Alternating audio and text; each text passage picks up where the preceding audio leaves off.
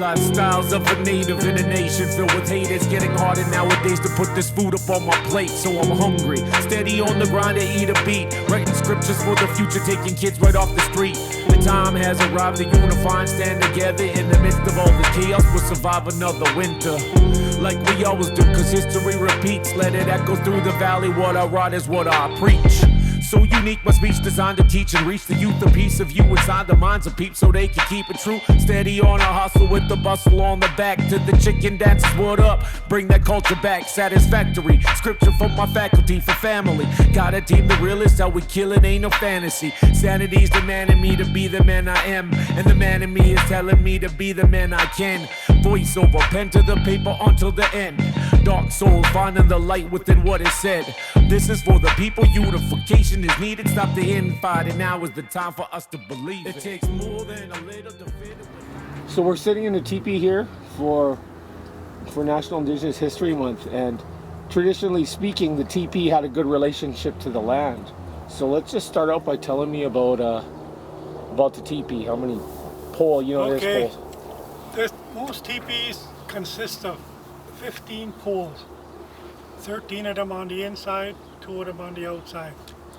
And it talks about balance. There's 6 poles on the left, 6 poles on the right, and the one pole that the teepee is tied to is called a chief pole. That's the one that holds everything together.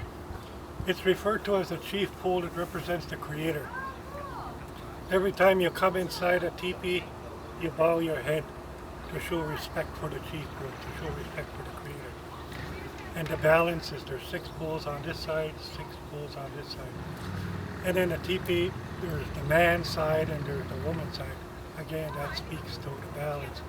On the outside, the 2 poles, one represents the female, one represents the male, so that they're always in balance. They're never fighting, they're always keeping balance. That's what life is all about, is recreating. There's no 2 male poles up there or 2 female poles. There's a male and a female side. So that explains to this generation and the next generation that we need that in order to carry on with life.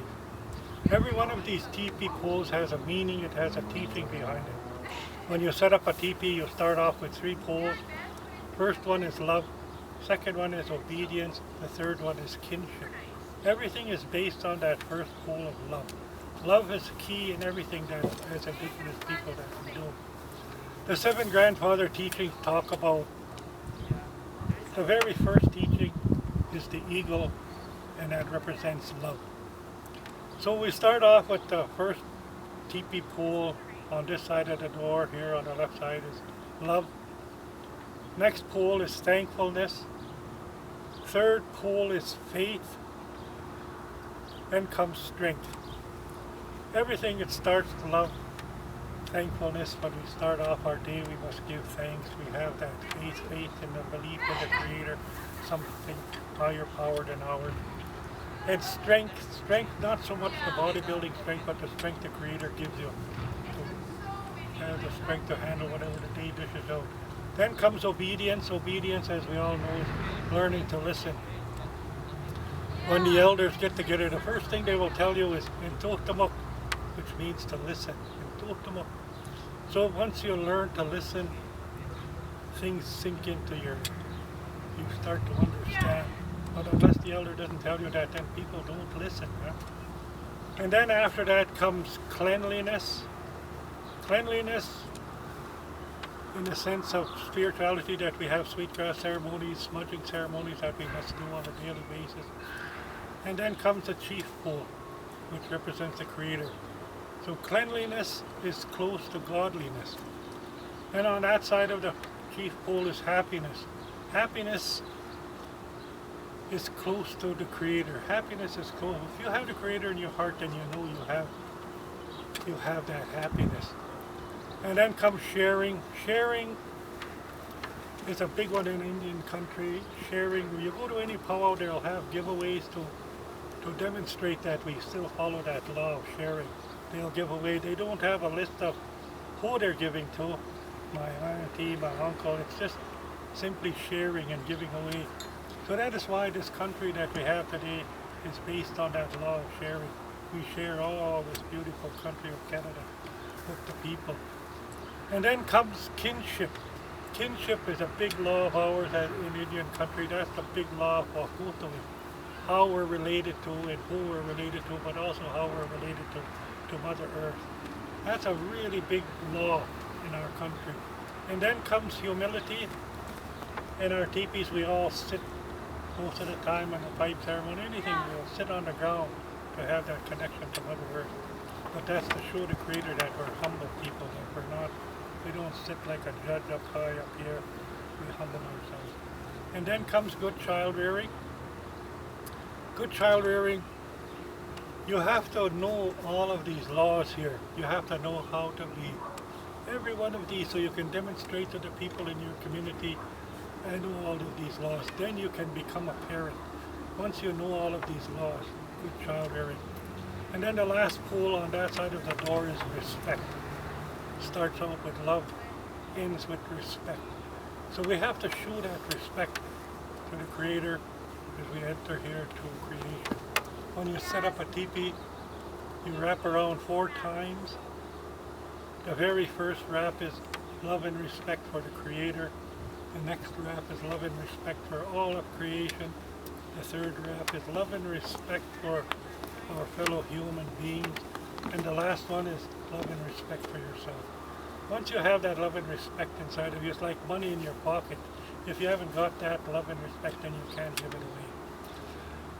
All of these pins here, it's like a ladder. It's our ladder of success as you grow higher and higher. You'll learn every year, every time you set up a teepee, you'll learn a little more. It takes a long time. And when you first set up a teepee, you have a ceremony, you put tobacco down to Mother Earth to show that you're asking for forgiveness because you're going to be pounding those pegs into the ground. So that's it in a nutshell. That's what the Mikiwak, in our language it's called Mikiwak. In the Dakota language it's called Teepee. Everyone now refers to it as a teepee, but if you're a Nahil person, you would call this a Mikiwak. If you're Nakota, it's altogether different. It's Tibi. Tibi, you would say. This is a Tibi. So that's how important language is as it refers to. Yeah, and then the big house across the street is Wasitu TV. Yeah, exactly, Wasitu TV. I have another question here. So, the outside of it, when you're looking at it, what is it? Is there a reason why it looks the way it does? Like the flaps? The flaps out there are to control when you have a fire in here. That's what controls everything. If it's not controlled right, then there's smoke is just going to flow around here. It'll make a big mess in your inside here. And all the poles are put up in such a manner that one is laced around to the next, to the next, to the next. So that if it rains, it's not going to come in here. The raindrop's going to hit one pole and it'll eventually make its way to the other poles, and it never comes inside your teepee.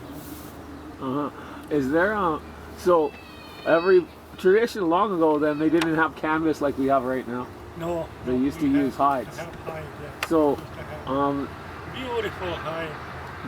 The relationship, I guess, for the land you mentioned, that's one thing that I think I want to emphasize in this video is like how important it is to respect the land. And you mentioned putting the back down, but every single piece is from Mother Earth. Exactly, everything. That's where that respect comes in. Everything is connected. Everything. When there's a time to do this, like everything in creation has its time.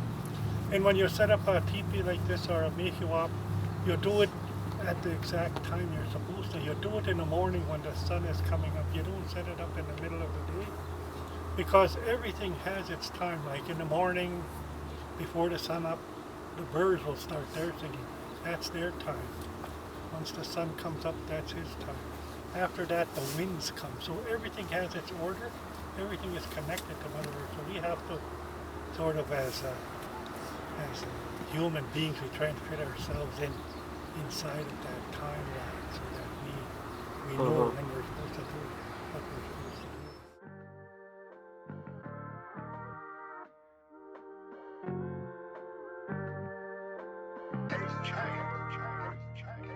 Lifestyles of a native in a nation filled with hate. It's getting harder nowadays to put this food up on my plate, so I'm hungry. Steady on the grind to eat a beat. Writing scriptures for the future, taking kids right off the street. The time has arrived to unify and stand together. In the midst of all the chaos, we'll survive another winter. Like we always do, cause history repeats. Let it echo through the